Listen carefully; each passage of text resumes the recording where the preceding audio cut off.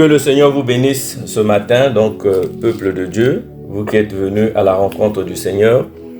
Nous allons écouter donc la parole que le Seigneur a mise dans notre cœur ce matin pour son peuple.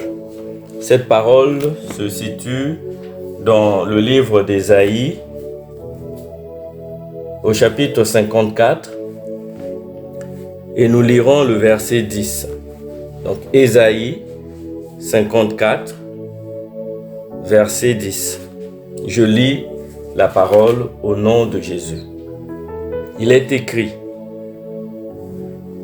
quand les montagnes s'ébranleraient, quand les collines chancelleraient, ma bienveillance pour toi ne sera pas ébranlée, et mon alliance de paix ne chancellera pas, dit l'Éternel qui a compassion de toi. Et dans ce même chapitre 54 au verset 17, il est écrit: tout instrument de guerre fabriqué contre toi sera sans effet, et toute langue qui s'élèvera en justice contre toi, tu la convaincras de méchanceté. Tel est l'héritage des serviteurs de l'Éternel, telle est la justice qui leur vient de moi. Oracle de l'Éternel. Amen. Voilà mes bien-aimés, cette belle parole que le Seigneur nous met à cœur de partager avec vous ce matin dans le livre d'Ésaïe.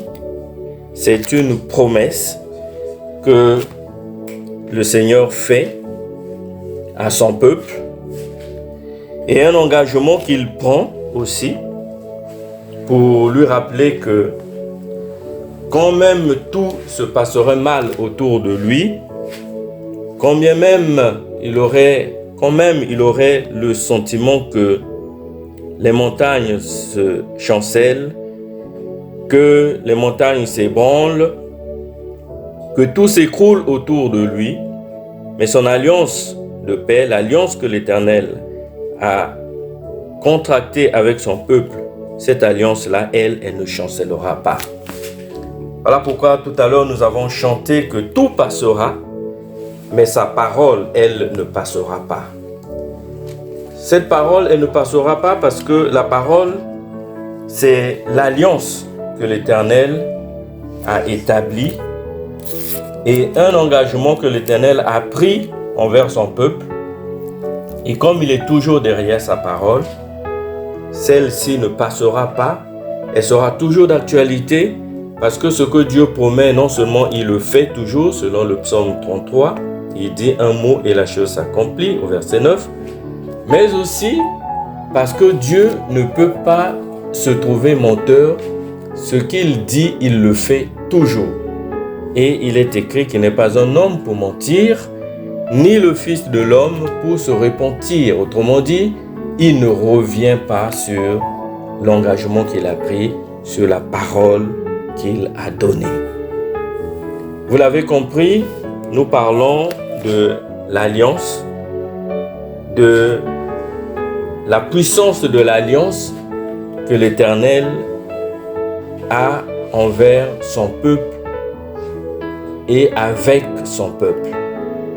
Nous avions commencé ce thème il y a quelques semaines déjà, en commençant par dire que selon la nature de la relation que nous avons avec notre Dieu, il est important à un moment donné que nous sachions revenir à notre Dieu, que nous lui fassions confiance, que nous nous confions à lui et que nous ne nous laissions pas égarer dans les alliances contre nature, loin de notre Dieu, des alliances qui nous emmènent à nous conformer au monde, au siècle présent, et à entrer ainsi dans une sorte de confusion, dans une sorte de honte même, parce que nous ne sommes pas fidèles à notre Dieu.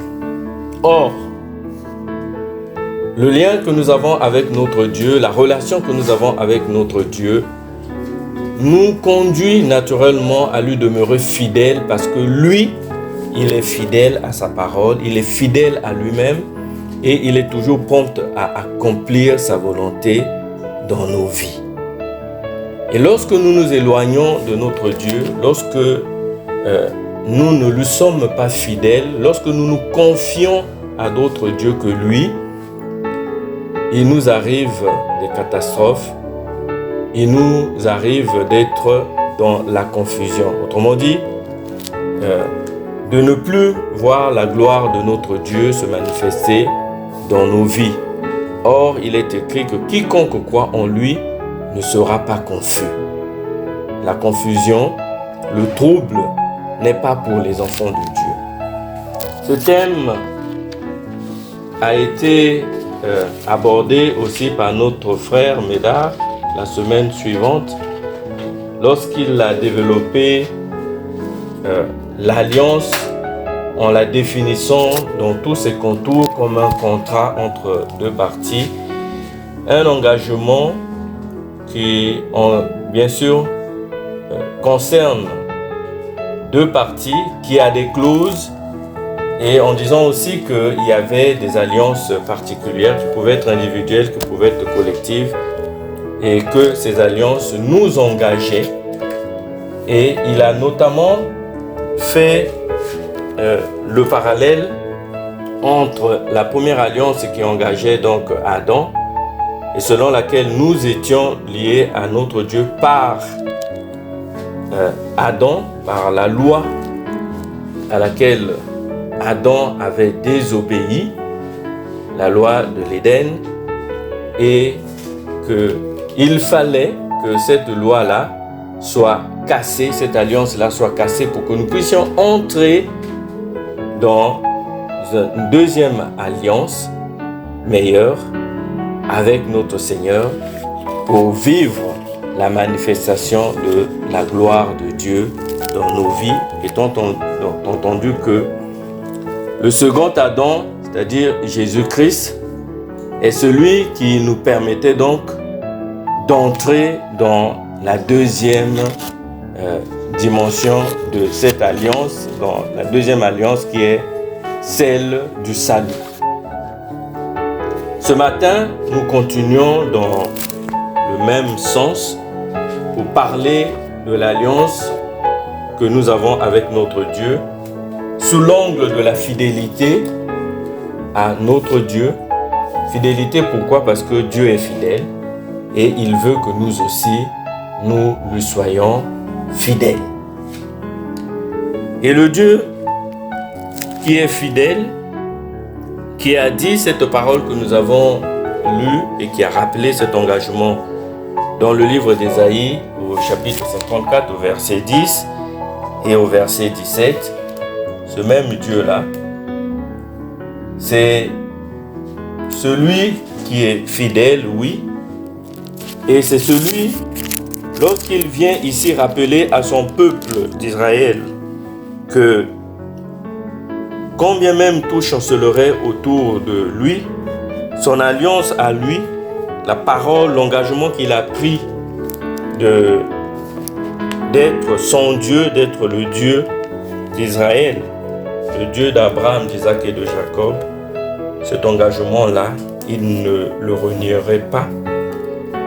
Cela veut dire que plus tôt, en amont, il a donné cet engagement, donc il a contracté une alliance avec ce peuple-là. Et si nous repartons dans le livre d'Ésaïe, dans le livre d'Exode, au chapitre 19, au chapitre 19, verset 5, il dit ceci: maintenant, si vous écoutez ma voix et si vous gardez mon alliance, vous m'appartiendrez en propre entre tous les peuples, car toute la terre est à moi.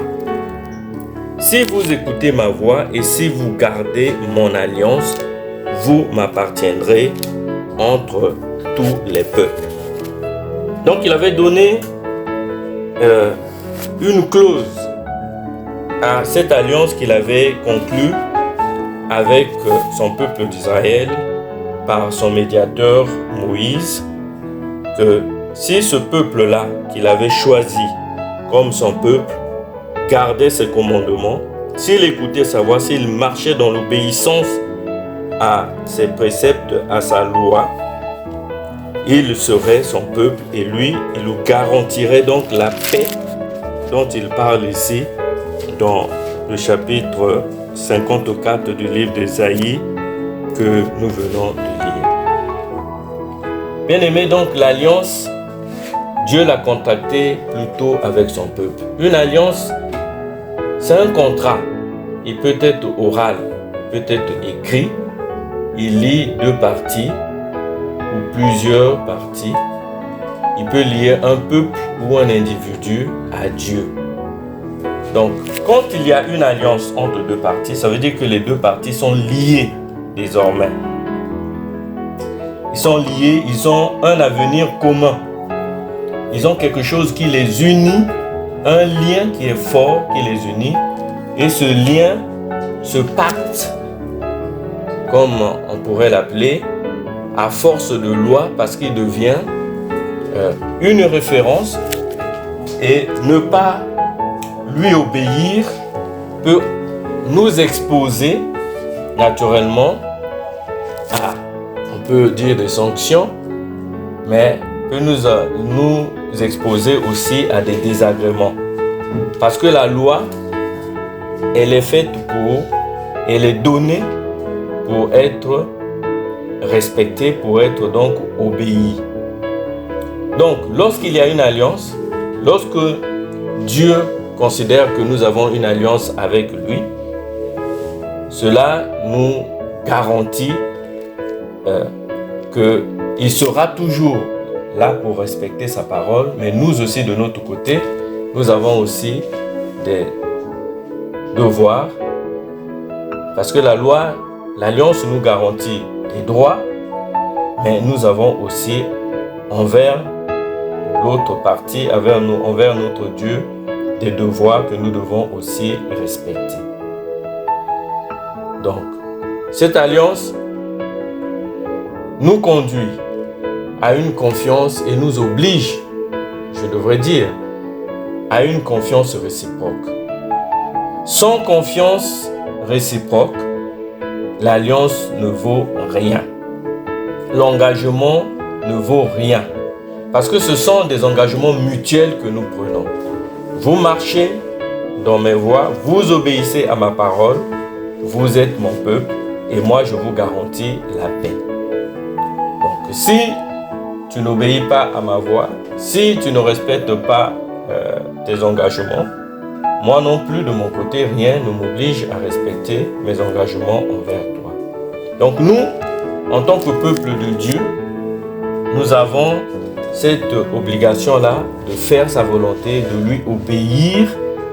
C'est la contrepartie que nous devons nous engager à accomplir pour que la parole donnée par notre Dieu ait force de loi et qu'elle l'oblige, lui, à en être derrière pour pouvoir l'accomplir dans toutes ses voies. Spirituellement, Dieu nous fait ainsi participer à l'alliance parce que c'est un engagement mutuel, mais c'est comme du donnant-donnant.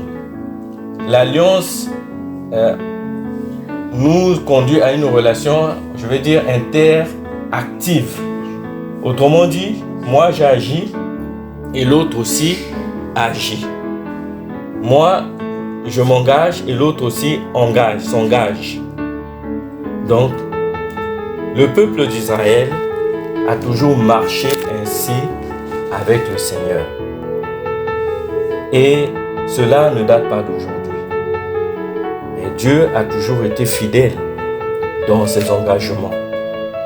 Dieu a toujours marché avec l'homme en termes d'alliance. Il a fait avec Adam, comme nous l'avons vu, donc dernièrement, il y a 2 semaines, avec qui le Seigneur donc avait établi la loi de l'Éden et que malheureusement Adam avait transgressé. Dieu a par la suite établi une alliance avec Noé. Selon cette alliance, il s'engageait à ne plus faire tomber la pluie sur la terre et à ne plus détruire la terre, selon Genèse au verset 11. Genèse chapitre 9 au verset 11, Dieu s'engageait à ne plus détruire la terre par le déluge comme il avait fait avec Noé. Puis le Seigneur a contacté aussi une alliance avec Abraham, assortie de promesses. Des promesses par lesquelles il disait qu'il allait faire d'Abraham le père de multitudes, avec une descendance plus nombreuse que les étoiles du ciel et plus nombreuse que le sable. Voyez-vous, mes bien-aimés, Dieu a toujours marché avec l'homme, avec des engagements, avec des promesses et avec donc une alliance à laquelle il a toujours tenu et qu'il a toujours respecté. Avec Moïse, il a fait de même. Moïse, il en a fait le médiateur de l'alliance qui a abouti à l'élaboration de la loi mosaïque par laquelle le Seigneur, comme nous l'avons lu ici dans Exode chapitre 19 au verset 5, le Seigneur s'engageait donc à être le Dieu d'Israël, ce Dieu qui est donc apparu à Moïse comme étant, qui s'est identifié comme étant le Dieu d'Abraham, d'Isaac et de Jacob. Là aussi, le Seigneur, notre Dieu, a contracté donc une alliance avec Moïse pour qu'il soit le peuple d'Israël que Moïse a appelé donc le Dieu d'Abraham, d'Isaac et de Jacob. Moïse est devenu le médiateur de cette alliance-là. C'est pourquoi vous avez entendu parler de l'arche de l'alliance qui symbolisait un peu cet accord que le Seigneur a établi avec son peuple. Par l'arche de l'alliance, on pouvait retrouver donc les principaux éléments caractéristiques, les symboles de l'alliance que l'Éternel a établie avec son peuple. Aussi longtemps que l'arche demeurait au milieu du peuple d'Israël, Dieu marchait donc au milieu de son peuple. Il était Emmanuel au milieu d'eux. Puis, nous aussi, nous sommes entrés dans l'alliance avec l'Éternel. Nous qui étions des nations, nous qui étions sans Dieu, nous qui ne connaissions pas le Dieu d'Abraham, d'Isaac et de Jacob, par notre foi en Jésus-Christ, cette même foi dont Abraham est devenu le Père, cette même foi par laquelle Abraham a été justifié, non pas de son propre fait, mais selon ce que l'apôtre Paul dit aux Romains, il a été justifié aussi à cause de nous, de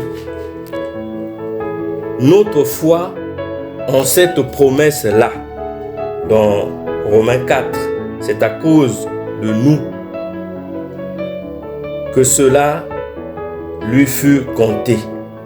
Nous qui croyons en celui qui a ressuscité d'entre les morts, Jésus notre Seigneur. Donc la foi d'Abraham dont nous avons hérité nous fait entrer dans l'alliance que le Seigneur a contractée avec Abraham. Et par Jésus-Christ, nous devenons nous aussi les héritiers de l'alliance et que le Seigneur a établi avec Abraham, notre Père dans la foi. Pourquoi? Parce que Jésus, quand il est arrivé dans le monde, il est écrit dans le livre de Jean, que nous connaissons tous, que il est arrivé auprès des siens, mais les siens ne l'ont pas reçu. Mais par contre, à tous ceux qui l'ont reçu, il a donné le pouvoir de devenir enfants de Dieu. Jean 1 au verset 12. Mais à ceux qui l'ont reçu, elle a donné le pouvoir de devenir enfants de Dieu, à ceux qui croient en son nom et qui sont nés non du sang, ni de la volonté de la chair, ni de la volonté de l'homme, mais de Dieu. Vous voyez que le parallèle, plutôt le pont est établi entre Adam, comme nous avons vu dernièrement, Abraham et Jésus, et nous donc, qui entrons dans l'alliance par notre foi en notre Dieu, lequel Dieu est le Père de notre Seigneur Jésus-Christ, qu'il a envoyé afin que quiconque croit en lui, qui est né non de la volonté des hommes, ni de la volonté de la chair, mais qui est né non de la volonté du sang aussi, mais qui est né d'eau et d'esprit, donc qui croit en Jésus-Christ, qu'il puisse parvenir à la vie éternelle, au salut, et entrer ainsi dans l'alliance pour être appelé enfant de Dieu. Donc, mon bien-aimé, Jean 3 au verset 16 nous dit « Car Dieu a tant aimé le monde qu'il a donné son Fils, afin que quiconque croit en lui ne périsse pas, mais qu'il ait la vie éternelle. » Quiconque croit en lui ne périsse pas, mais qu'il ait la vie éternelle.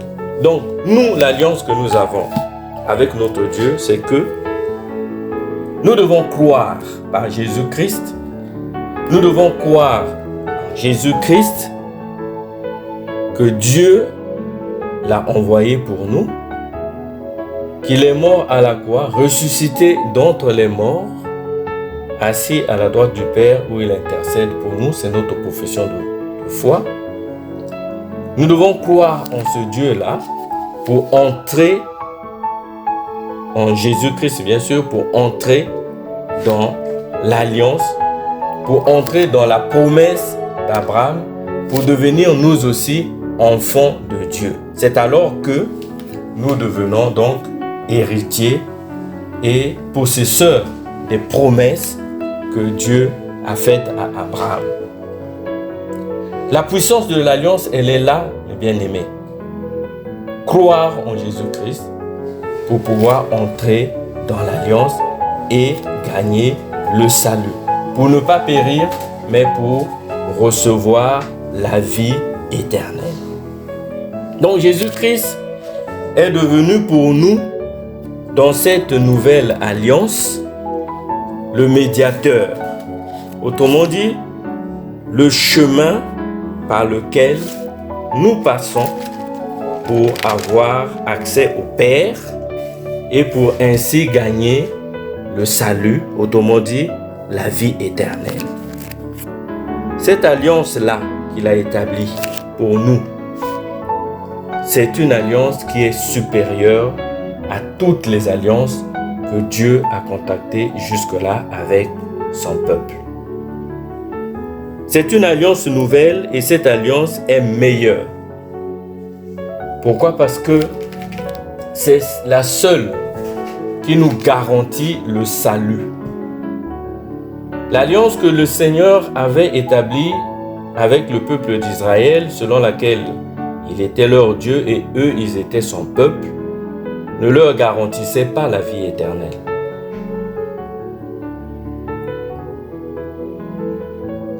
Mais par contre, l'alliance nouvelle, celle qu'il a établie avec nous par Jésus-Christ, qui est venu donc se révéler à nous autres qui n'étions pas le peuple de Dieu au départ, mais qui devenons son peuple par notre foi en Jésus-Christ.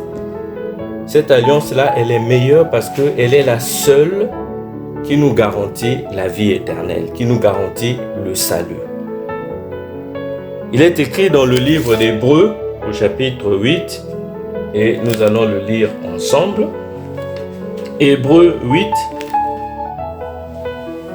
nous allons lire le verset 6, il est écrit « Maintenant, Christ a obtenu un ministère d'autant supérieur qu'il est médiateur d'une alliance meilleure, fondée sur de meilleures promesses. »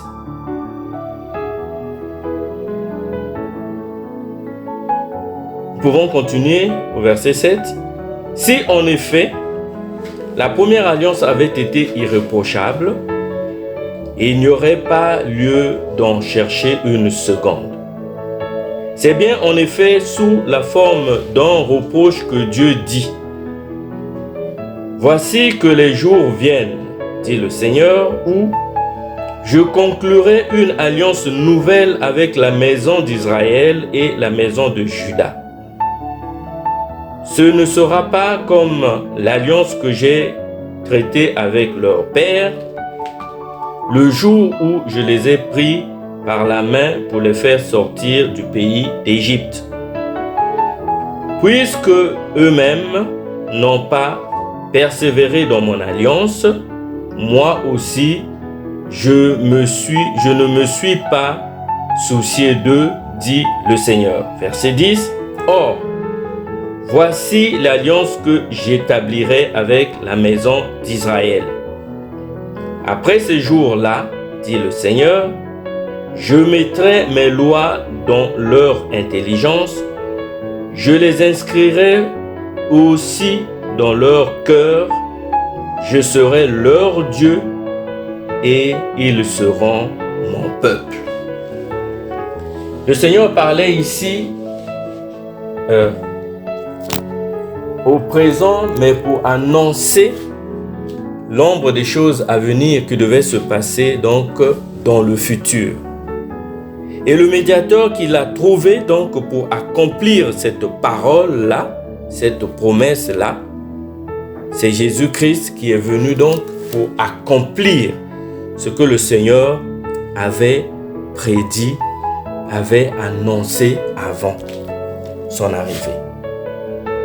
Donc, Jésus-Christ est venu comme médiateur de cette alliance nouvelle qui est fondée sur des meilleures promesses. Et cette alliance-là, mes bien-aimés, Jésus-Christ l'a écrite, il l'a rédigée par son sang qui a été versé à Golgotha. Parce qu'il n'est pas venu pour adoucir le péché, il n'est pas venu pour nous aménager simplement une relation avec le Seigneur, mais il est venu pour établir une relation nouvelle en vertu de laquelle il donnait sa vie comme prix, comme rançon pour le péché que nous avions commis. Une alliance donc qui vient par son sang, qui vient s'écrire par son sang, qui vient pour effacer toutes nos transgressions, effacer tous nos péchés et faire de nous le peuple de Dieu. Un peuple libéré de tout pouvoir du péché et de ses conséquences, la mort. Cette alliance, elle est pour toi et pour moi, mon bien-aimé, aussi longtemps que nous acceptons d'y entrer, aussi longtemps que nous acceptons Jésus-Christ comme Seigneur et comme Sauveur. Mais si nous ne l'acceptons pas comme Seigneur et comme Sauveur, si nous n'obéissons pas à ses commandements, nous ne sommes pas dans l'alliance et nous ne sommes pas tenus par ces engagements, et lui non plus, il n'est pas tenu par l'engagement d'être notre Dieu. Or, pour celui qui accepte Jésus-Christ comme Seigneur et comme Sauveur, désormais Christ vit en lui et sa vie est cachée en Christ Jésus dans les lieux célestes. Sa vie ne lui appartient plus, c'est Jésus-Christ qui est désormais le maître de ta vie. Et notre alliance tient en cela, mes bien-aimés. Notre vie ne nous appartient plus, mais elle appartient à Jésus. Alors, si Jésus est le maître de ta vie, Jésus-Christ peut conduire ta vie comme il le veut. Et il ne peut le faire que pour notre bien, pour nous garantir le salut. Si ta vie est en Christ Jésus, le monde n'a plus de pouvoir sur toi. Si ta vie est entre les mains de Jésus, si ta vie est cachée en Christ Jésus dans les lieux célestes, le monde ne peut plus rien pour toi. La maladie, les persécutions, tout ce que tu peux connaître comme problème sur cette terre ne pourra pas altérer ta foi en lui, parce que c'est l'Esprit de Dieu qui vit en toi et l'Esprit prend le dessus sur la chair et te garantit la vie éternelle parce que tu es sauvé en esprit et non par la chair. Voilà pourquoi il dit, ne craignez pas ceux qui peuvent tuer la chair mais qui ne peuvent rien contre l'esprit. Craignez plutôt celui qui a la capacité de prendre et de jeter dans la géhenne. Mon bien-aimé, je suis en train de te dire que tu as une alliance avec Jésus. Et que dans cette alliance-là, tu n'as rien à craindre. Les engagements qu'il a pris et que nous avons rappelés encore ici dans le livre d'Ésaïe au chapitre 54, verset 10, que son alliance de paix ne chancellera pas. Cela veut dire que quoi qu'il t'arrive, quelles que soient les épreuves que tu peux traverser dans ta vie, aussi longtemps que tu es dans l'alliance, Jésus-Christ respectera ses engagements envers toi. Il t'assurera la paix, il te garantira le bonheur auquel tu as droit et il te garantira la vie éternelle. Mais demeure dans l'alliance. Jésus-Christ est le seul qui a effacé tes péchés. Et lorsqu'il a effacé, il ne se souvient plus. Il ne revient plus sur tes péchés passés. Tu es un être nouveau, tu es une personne nouvelle. Parce que tu n'es plus né dans la chair et dans le sang, mais tu es régénéré, tu es engendré par l'eau et par l'esprit. Tu es né de nouveau. Il ne te suffit pas seulement de croire, il ne te suffit pas seulement de te dire enfant de Dieu, mais il faut respecter les conditions qui font que tu sois appelé chrétien, que tu sois appelé enfant de Dieu, que tu sois appelé disciple de Jésus-Christ. Il faut donc que tu aies l'Esprit de Dieu en toi, que tu naisses d'eau et d'esprit, que tu sois né de nouveau pour pouvoir marcher non selon la chair, mais plutôt selon l'Esprit de Dieu. Jésus nous appelle à entrer dans cette alliance-là. Et il nous appelle, et c'est aussi lui qui nous établit selon son dessein. C'est aussi lui qui choisit le mode opératoire pour t'appeler à son service, pour te faire entrer dans l'alliance. Tout ce que tu as à faire, c'est répondre comme Moïse l'avait fait, me voici. Quand Jésus t'appelle, réponds, Seigneur, me voici.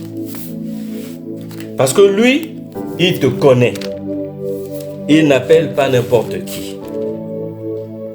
Ceux qu'il appelle, il les connaît et il les avait déjà établis pour être son peuple.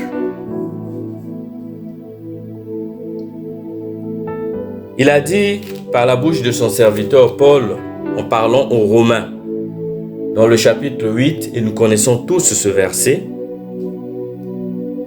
à partir du verset 29, « Nous savons du reste que toute chose concourt au bien de ceux qui aiment Dieu, de ceux qui sont appelés selon son dessein. » Verset 29, « Car ceux qu'il a connus d'avance, il les a aussi prédestinés à être semblables à l'image de son Fils, afin qu'il soit le premier-né d'un grand nombre de frères. » Verset 30, « Et ceux qu'il a prédestinés, il les a aussi appelés. Et ceux qu'il a appelés, il les a aussi justifiés. Et ceux qu'il a justifiés, il les a aussi glorifiés. » Nous sommes justifiés par la foi, notre foi en Jésus-Christ. Et si nous sommes justifiés par notre foi en Jésus-Christ, nous sommes aussi glorifiés. Mais avant cela, il faut que nous soyons appelés selon ses desseins. Pour être appelé selon ses desseins, il faut être connu par le Seigneur avant. Il faut donc être prédestiné parce que lui-même t'avait déjà établi avant même la fondation de ce monde, puisqu'il nous connaissait avant même que nous ne venions physiquement dans ce monde. Il nous appelle et après nous avoir appelés, il nous justifie et après nous avoir justifiés, il nous glorifie. Bien-aimés, le salut n'est pas pour tous. Entrer dans l'alliance, ce n'est pas donné à tout le monde. C'est vrai. Mais nous avons notre part à accomplir. Dès lors que nous avons confessé Jésus-Christ et que nous marchons selon notre foi en Jésus, nous devons faire l'effort de demeurer dans l'alliance pour que nous puissions bénéficier des clauses de cette alliance-là avec Jésus. Autrement dit, nous devons marcher dans l'obéissance. Mais le Seigneur est souverain. Il ne nous appelle pas de la même façon. Nous avons vu encore la semaine dernière avec le pasteur Frédéric en parlant de la conversion de Paul, que le Seigneur nous appelle chacun à sa façon. Mais nous ne devons pas nous opposer à son appel, mais nous devons répondre présent. Comme j'ai dit ici, lorsque le Seigneur t'appelle, réponds, me voici. Pour qu'il puisse te dire ce pourquoi il t'a appelé. Pour que tu te mettes résolument à son service, il faut que tu répondes présent à son appel. Il faut que tu entres dans l'alliance.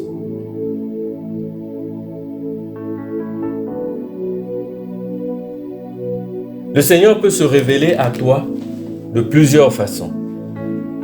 Il peut se révéler à toi directement et t'appeler à son service. Sache répondre, sache reconnaître sa voix, que là c'est le Seigneur qui m'appelle, et répondre, me voici, pour entrer dans le service et pour entrer dans l'alliance. Il peut aussi se révéler à toi par celui à qui il a confié la mission de conduire ou de porter la vision. Celui avec qui il a établi une alliance dans laquelle toi, en tant que disciple, tu vas venir entrer pour le servir. Par le porteur de la vision, le Seigneur peut se révéler aussi à toi et te faire entrer dans l'alliance. Dès lors, tu le connais par cette révélation-là. La révélation ou la vision qu'il a donnée à ton leader, à celui qui est le porteur de la vision. Le Seigneur peut te révéler à toi par lui.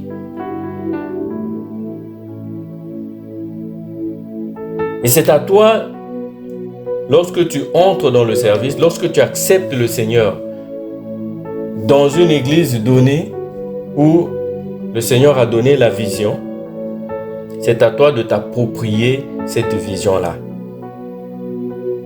que tu te laisses convaincre par le Saint-Esprit que c'est là que tu dois le servir.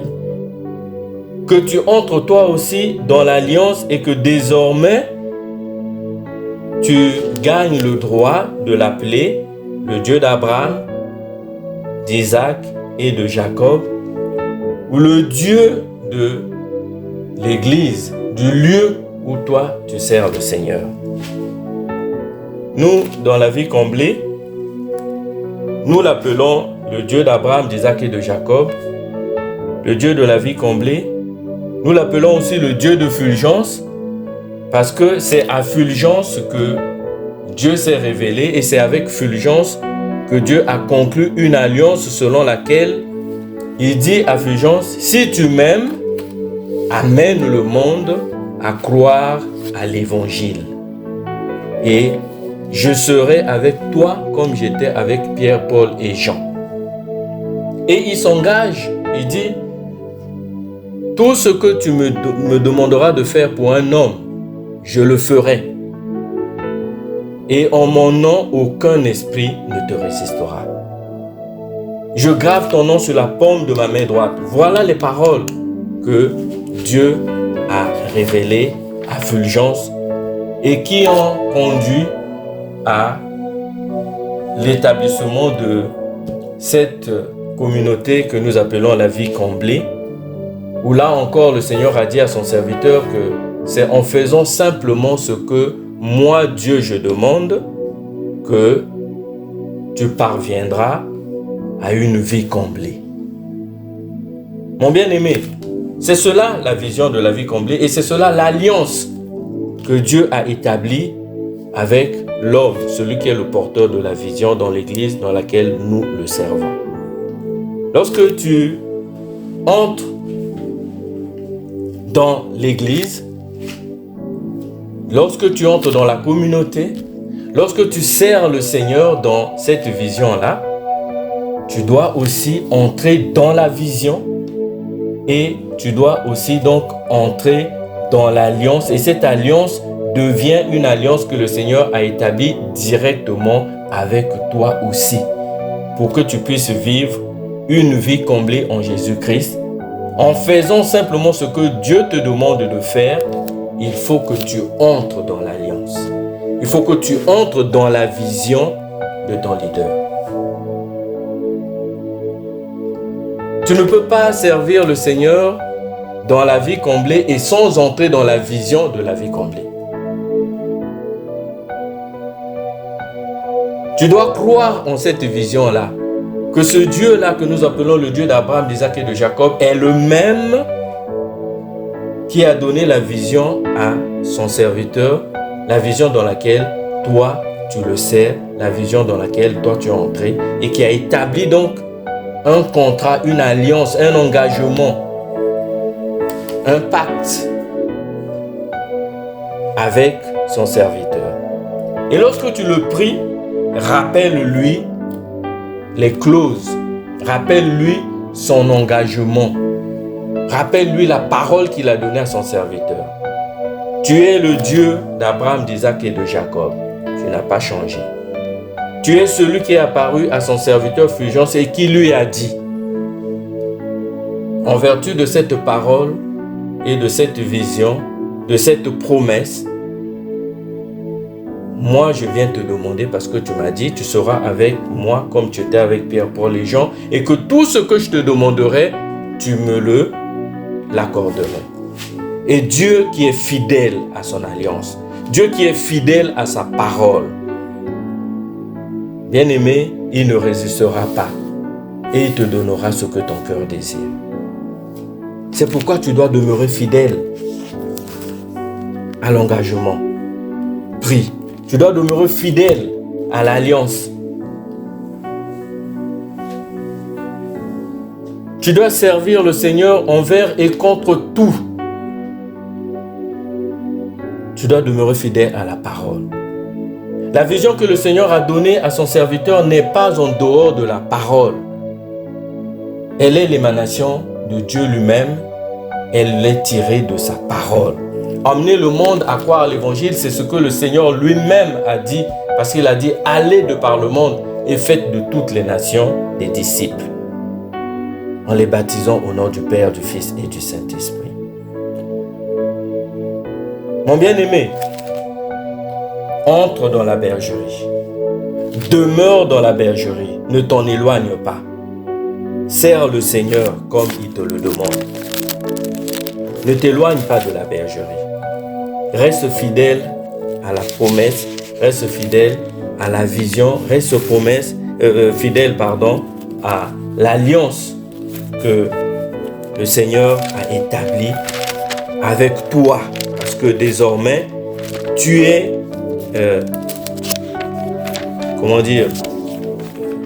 partie prenante de cette alliance-là.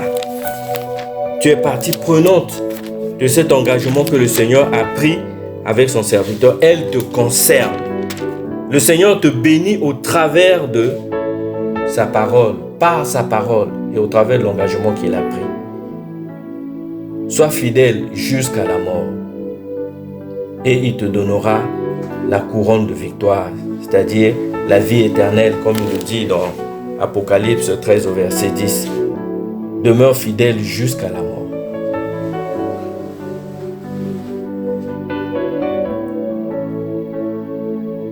Sers l'Éternel. L'Éternel, lui, il n'abandonne pas ses fidèles. Toi aussi, n'abandonne pas ta bergerie. N'abandonne pas la vision. N'abandonne pas l'alliance.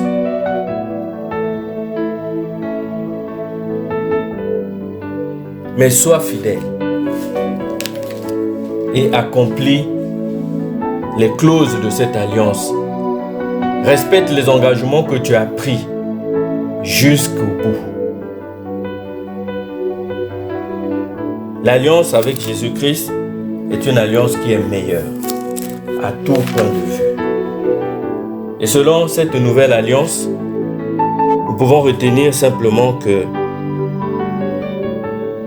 nous devons croire en Jésus-Christ, nous devons naître de nouveau et nous devons devenir des vrais disciples. Quand nous disons croire en Jésus-Christ, c'est croire à sa parole et à ses promesses aussi pour nous. Naître de nouveau, c'est naître d'eau et d'esprit, accepter de passer par les eaux du baptême pour recevoir Christ comme Seigneur et comme Sauveur et vivre une vie d'un vrai disciple. Le disciple, il marche comme son maître. Il fait tout comme son maître. Le disciple, il ne s'éloigne pas des enseignements de son maître. Et c'est alors que tu verras la victoire dans ta vie et les échecs ne seront plus qu'un mauvais souvenir. L'apôtre Pierre avait dit au peuple qui était venu écouter la parole lorsqu'ils avaient reçu le Saint-Esprit, lorsque eux-mêmes donc étaient nés de nouveau et qu'après avoir reçu le baptême du Saint-Esprit, ils étaient sortis pour propager la bonne nouvelle et qu'ils avaient accompli des miracles après notamment avoir guéri le paralytique qui était à la porte dite de la Belle. Le peuple avait demandé à Pierre, dans Actes des Apôtres chapitre 2 verset 37, après avoir entendu cela, ils eurent le cœur vivement touché et ils dirent à Pierre et aux autres apôtres, frères, que ferons-nous? Ils avaient posé la question. Parce qu'ils avaient vu les miracles qui étaient accomplis. Ils avaient vu comment la vie des gens avait été changée. Comment les apôtres étaient remplis du Saint-Esprit. Et ils ont demandé que devons-nous faire nous aussi pour être sauvés. Pour accomplir ce que vous aussi, vous êtes en train d'accomplir. Que ferons-nous? Pierre avait répondu, répentez-vous et que chacun de vous soit baptisé au nom de Jésus-Christ pour le pardon de vos péchés et vous recevrez le don du Saint-Esprit. car la promesse est pour vous, pour vos enfants et pour tous ceux qui sont au loin, en aussi grand nombre que le Seigneur notre Dieu les appellera. Bien-aimés, la promesse du Saint-Esprit, elle n'est pas seulement pour les apôtres et les disciples. Elle est pour tous ceux qui acceptent d'entrer dans l'alliance. Elle est pour tous ceux qui acceptent Jésus-Christ comme Seigneur et comme Sauveur, qui se répandent et qui commencent une vie nouvelle avec Jésus-Christ, une vie remplie du Saint-Esprit, où c'est l'Esprit de Dieu qui agit en nous. La promesse, elle est donc pour tous ceux qui entrent dans l'alliance et qui deviennent des vrais disciples, pour appartenir réellement à Christ et vivre une vie comblée en Jésus-Christ. Selon donc cette promesse, si nous croyons en Jésus-Christ, en sa parole, si nous naissons de nouveau, si nous devenons des vrais disciples, alors nous verrons cette alliance nous procurer toutes les contreparties auxquelles le Seigneur s'est engagé et qu'il veut accomplir avec joie dans la vie de chacun de nous. Selon cette même alliance, Jésus donc nous pardonne nos péchés et il nous donne la vie éternelle. Nous avons accès au salut. Tu dois donc entrer dans l'alliance et tu dois, en entrant dans cette alliance, rechercher une intimité avec ton Dieu. Quand je parle d'intimité avec notre Dieu, c'est pour dire que la promesse, quand elle est faite, l'alliance, quand il est dicté, il contient toujours une part de ce qui revient à tout le monde, ce qu'on appelle le logos dans la parole. Autrement dit, la parole de Dieu qui est écrite ou théorique, mais qui est universelle, autrement dit qui est pour tout le monde. La promesse, elle est pour tout le monde. Mais il y a aussi dans l'alliance une partie qu'on va appeler le Réma, qui est donc la manifestation particulière de la parole lorsque le Saint-Esprit applique cette parole à la vie de chacun d'une manière personnelle, d'une manière précise et aussi d'une manière particulière, ce qu'on appelle le Réma. Donc dans l'alliance, quand Dieu contracte une alliance avec un peuple, avec la descendance de Jésus, il y a ce qui revient à tout le monde, la parole qui est donnée pour tout le monde, mais il y a une partie de l'alliance qui concerne chacun individuellement. Et toi, entre dans l'intimité avec ton Dieu. Examine l'alliance que Dieu a établie avec toi pour découvrir quelle est la part particulière, quel est l'engagement particulier que Dieu a pris pour toi et que toi aussi tu te dois de prendre et de respecter envers lui. Quelle est la part de l'alliance qui t'incombe à toi? C'est ce que tu dois rechercher maintenant dans ta vie quotidienne avec le Seigneur pour vivre une vie comblée en Christ Jésus. Voilà en substance la parole que le Seigneur m'avait mise à cœur de partager avec vous ce matin.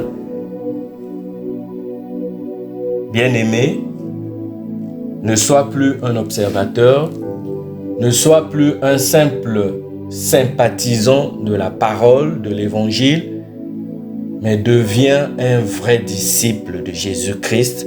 Entre dans l'alliance, recherche ta part personnelle dans l'intimité avec ton Dieu de ce qui te revient et c'est alors que ta vie sera véritablement comblée en Jésus. Que le Seigneur vous bénisse au nom de Jésus-Christ. Amen.